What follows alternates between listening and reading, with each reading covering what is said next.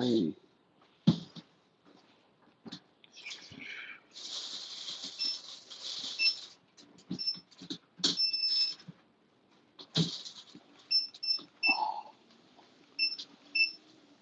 I get my walk in, and we gonna discuss this Trayvon Diggs news or whatnot.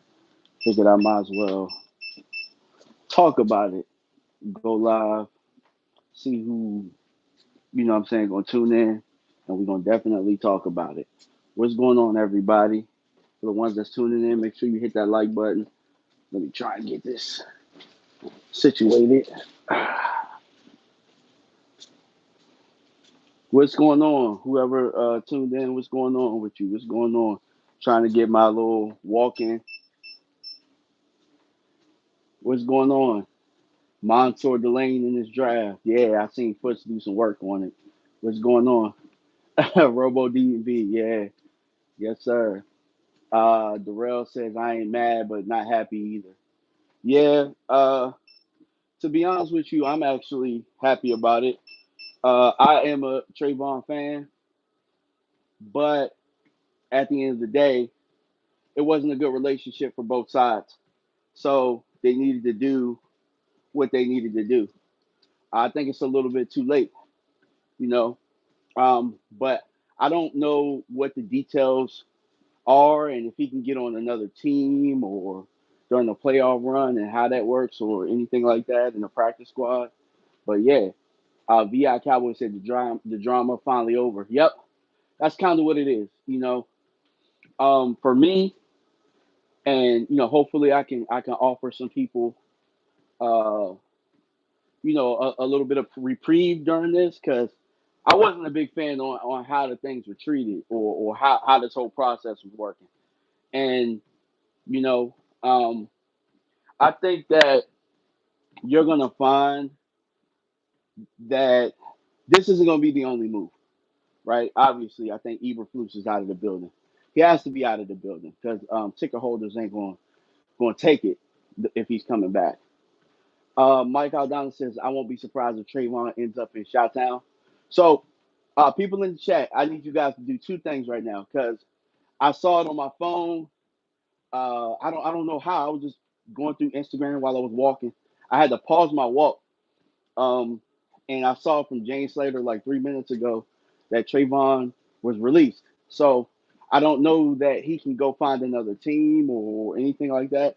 What I need to know from you guys is if you can go see if he can go find another team, if he's able to join a practice squad or anything like that. That's one thing. I wouldn't be surprised to see him in New England either. I wouldn't be surprised to see him in New England and join his brother for the first time if he can do it.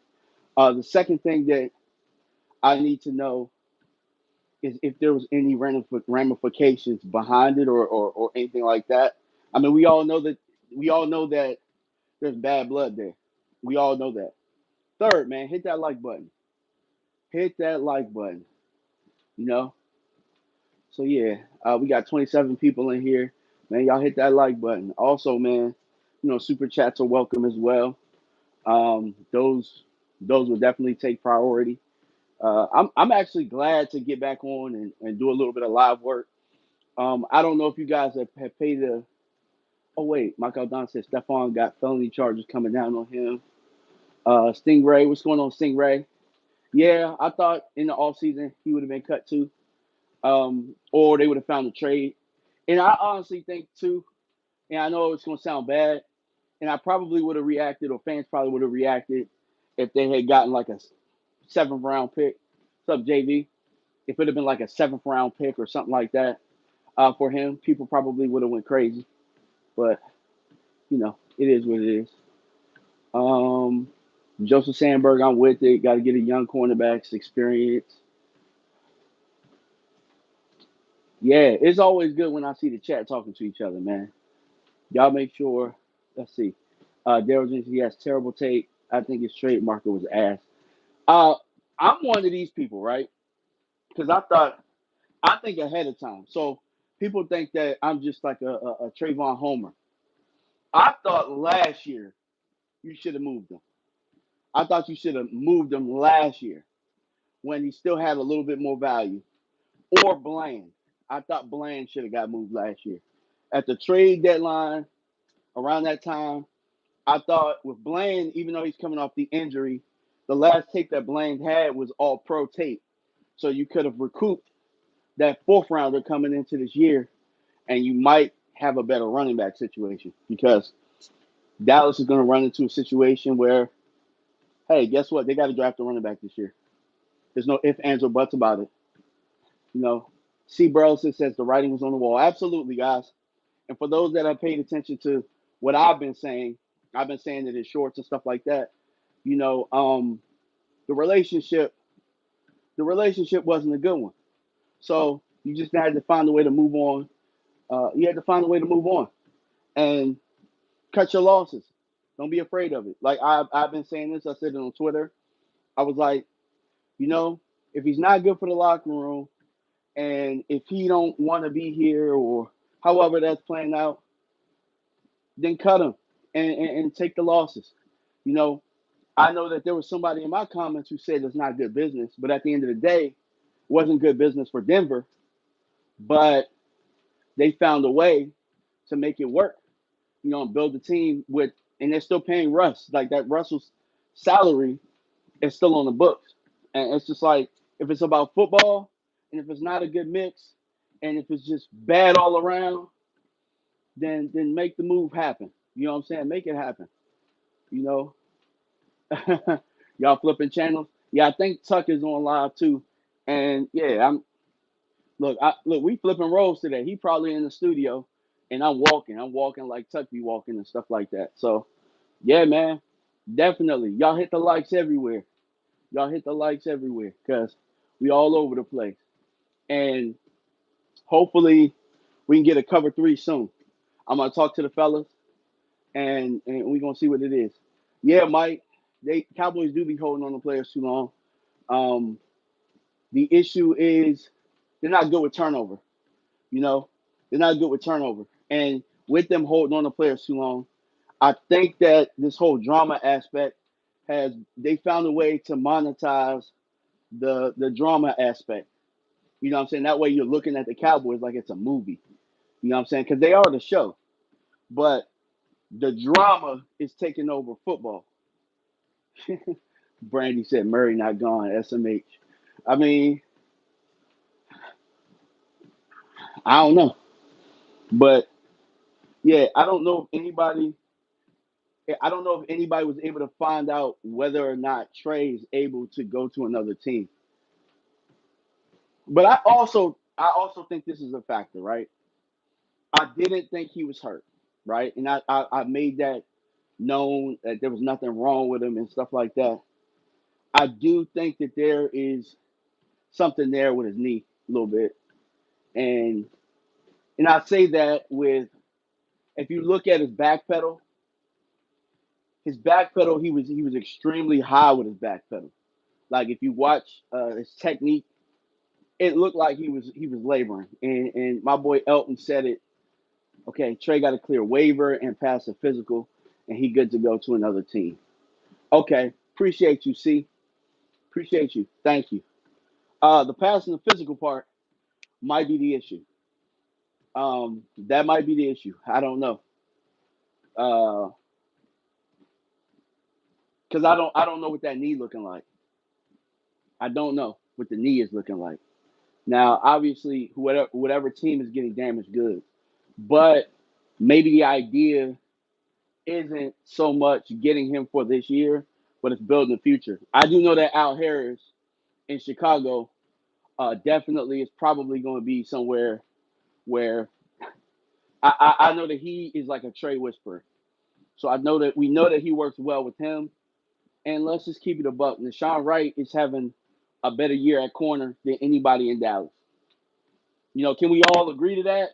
Nashawn Wright is having a better year than any corner, any secondary member in Dallas.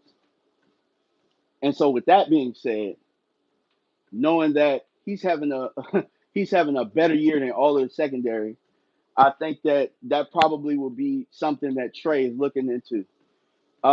Yeah, Joseph Sandberg. I think he was mentally checked out as well. And I also don't think that he's the only one checked out. I think that Wanye, he threw up the peace sign. I think a couple of weeks ago, he threw up the peace sign. I think Wanye is going to go somewhere, and if it's not in Dallas or if he leaves, then I think Wanye is going to have a very promising career. You guys can pass that on to him, or if he's ever watching. I think Wanye is a good player in the league. I made a fuss about him wearing number two. You know what I'm saying? Because I think your number one and your number two need to be stars on your team. I don't think that Wanye was a star for the Cowboys, but I did like I did like him as a player. Mike Aldon said Diggs just needed to change the scenery, and guess what? The Cowboys needed to change the scenery as well. They needed to change the scenery as well. You know, I get on the front office a lot of the time. I get on the front office a lot of time. What's up, B?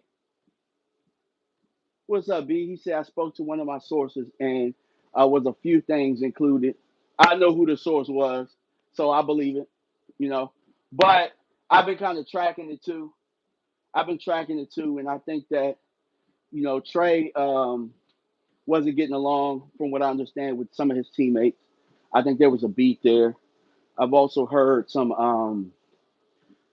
I've heard some rumors and all this kind of crap. I don't know that I believe the rumors. Um, but what I do know, I believe James Slater. Um, James Slater has had the most credible source in which what I had heard, and so I'm gonna go with James. I'm gonna go with what Jane is saying, um, and leave it at that. Here's my thing, right? And this is what I ask you fans. I ask the fans to do. I ask everybody to do. Just because a player leaves a team doesn't mean that it needs to be a bad breakup. Doesn't mean that it needs to be a bad breakup. Not all the time. Like sometimes you just cut a player because it wasn't working out. Sometimes a player checks out because it wasn't working out. That's the beauty of free agency. That's the beauty of turnover, right? You don't got to keep people long if it doesn't work out. If there are contract clauses and all of those things, and you can maneuver things and salary cap and however, like if it makes sense for both teams to break up, then break up. It don't need to be a front news story about how this coach ain't like him or that coach ain't like him or this player ain't like him or you know he got hurt slipping in the shower. He didn't get hurt slipping in the shower. I made that up because that's what happened with John Wall. For my DC people, for my Wizards fans, you know that John Wall slipping in the shower ruined the franchise here. So I just kind of used that as an example. But I'm just saying, like, everything don't need to be tabloid worthy. Um, you know, I saw on 103, 105.3 The Fan, Sean was putting out a stat because some nerd put it out that Trayvon was giving up 156.3 rating against him, which I don't believe. You know what I'm saying? I don't believe that because I watched the game. I watched when Trey was playing. I'm not saying Trey didn't give up plays here and there. Not saying that at all, right? But I watched when he was on the field. I watched Blaine give up more catches. I watched Revel give up more catches. There's no way that you're gonna sit here and you're gonna sit here on God's internet and say that those guys were playing better than Trey. There's no way on God's internet that you're gonna sit here and point blame at Trey most of the time when everybody else is stinking it up. There's no way. And I don't care who it is. I don't care who the content creator is. I don't care who the coach is. I don't care who's in the front office. Like you're not gonna sit here and make him seem like he was the only problem or the biggest problem. So I'm gonna ask this question. I asked Sean this question because Sean on 105.3 The Fan said all of the trade defenders They scatter like roaches whenever you bring up this fact or this or that. He ain't answer my question, and I know Sean knows who I am. I've talked to him. He's a good gentleman. I like him, right? But what about the games that Trey didn't play? We gonna bring up stats about that? Are we gonna talk about that? It didn't look no different. Now you can argue that with him back, it didn't look any different. You can argue that, right? Like you could argue that Trey didn't make a difference. Cool. And that's why I think cutting him makes sense. But in the same breath, if everybody stinks, if it doesn't get better when he's not there, if it's actually worse than when he's not there, then you can't blame him. It's the scheme. It has been the scheme. It has been the defensive coaches. It has been how the defensive side was assembled. If you look on the offensive side, if you look on the offensive side and how it was assembled opposed to how the defense was assembled, the offense was done with more detail, with more care, and more identity from the head coach. So there was a lot more continuity on the offensive side. You look on the defensive side, and like they have been doing with the players, it's a lot of patchwork with the coaches. And, Eberflus is their guy. So if I'm shoddy, I'm saying to those guys, look, I need to be able to pick the defensive coordinator of my choosing, somebody that I trust. Because if I'm being honest with you guys, like I'm always honest, and make sure y'all hit that like button, man. Appreciate y'all. So everybody knows we're here because everybody needs to hear this message, right? Everybody needs to hear this message. So with Shotty got worse throughout the year. And there will be a lot of Shotty deflectors, right? And I understand this. I understand that Shotty is a first time head coach, right? And so you give him a little bit of grace there. There are certain things that he had to learn. He had to learn how to call a game and manage the game. And it's not easy, right? It's not easy. I've done it, but on a smaller level. I've done it on a high school level. I've done it on the youth level.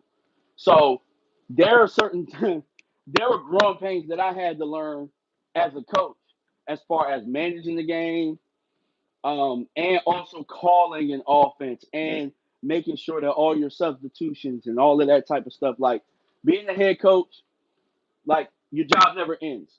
Like you walk out of that building, your job isn't over. Somebody might call you in the middle of the night, and it might be something that you got to deal with. Being a head coach is not for the weak. So I think that from the side, everything looked cool. Shotty felt like he could do this. He felt like he could do this. I watched my father do this. I watched Mike McCarthy do this. I watched Pete Carroll do this. And I would have done it like this, and I would have done it like that. And you know, you don't know. Trust me, because I've been in that boat. So this is the grace that I'm giving them. You don't know until you know. You don't know. Um, you don't know what it is until you have to actually deal with it. And then from year to year, you can kind of take surveys. You can get player uh, interviews, like exit interviews. You get exit interviews from the coaches, and then you mitigate some of the things that you struggle with. You look at some of the things that we did well. We did well here. We did here. We did well here. We did well here. Okay, these are the areas that we can improve. What's up? What's up, Henny? We can improve in this area. We can improve in this area. We can improve in this area, right? And so I think that he's going to do that. But there's a lot for him to be able to improve, right? Managing games. I thought that there were a lot of fourth down calls. I don't think that he was able to really measure. I don't think he was able to really uh, measure certain situations. I think that he can improve on situations. Another thing, he talked about all his discipline. Still one of the most undisciplined teams in the league. You know, This is Mr. Ping pong table. You know, we're cool in the beginning. We're ping pong table. We're laughing it up. We're shaking hands with everybody. We're asking everybody how the family is. And then now all of a sudden things are tight because, in the beginning it sounded cool to be friends with everybody. But as a head coach, you got to know the fine line of when to do that and when not to do that, you know? And I think that he learned that. I think that he learned that. And I think that yeah, Eagles. Drew said it. Shotty is Jason Garrett all over again, and I see Jason Garrett and Shotty. And I know Cowboy fans don't want to hear it, but I don't think that all of Jason Garrett was bad.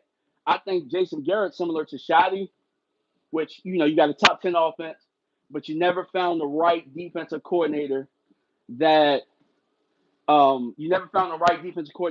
paired with Jason the way that you needed to because Jason wasn't the one selecting. That was upstairs. And so that's why I think Shotty, on his list of things that he needs to improve, he needs to be able to go upstairs and say, I got this type of culture on offense, and it's being derailed by what's going on that side. And so what he needs to be able to do is find a defensive coach and create what they did on offense. They need to be able to do that. They need to be able to do that because right now, I do think in the beginning, Shotty was doing pretty well. If I don't say so myself, I think that Shotty was doing pretty well. Um, but where he struggled is when the defense started struggling, he didn't know what was going on that side, and there was all of that chaos. It took away from some of the things that he was able to do on offense. Now all of a sudden, the offense is undisciplined, and it started trickling over to that side. He wasn't having some of the best lineups, some of the best substitution things, some of the best game plans. You know, I had a friend who said it on Facebook. You know, who told me, it's not like the offense blew the doors open in some of those games where they struggled. Arizona, the Broncos. Um, I think there were times. I think the Minnesota game, um, the Chicago game. It's not like the offense goes without flaws. And I understand the premise that sometimes the offense is going to do that. The defense needs to be able to step up. But there were a lot of instances where, you know, it really just depended on how things were handled. And I think that it took away on the defensive side and special teams, took away what he wanted to ultimately be able to do.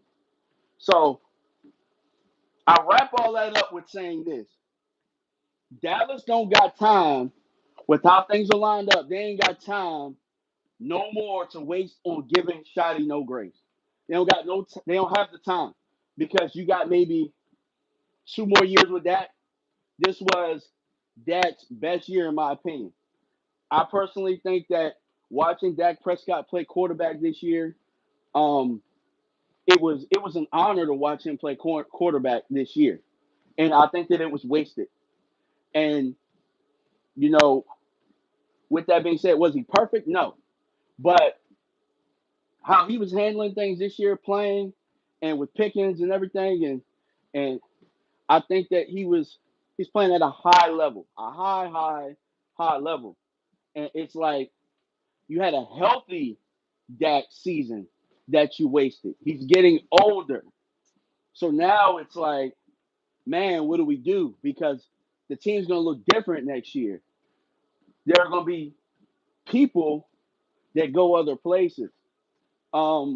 What does free agency look like? What does signing Pickens look like?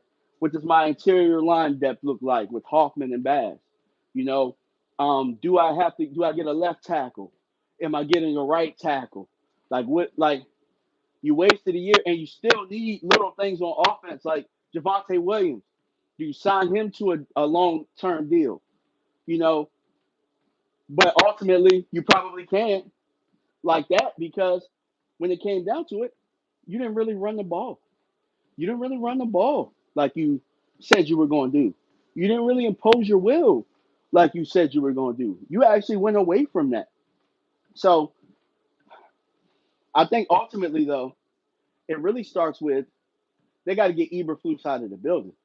And if Eberflus is going to stay, I think you're going to see more of the same. I don't think that it's going to improve.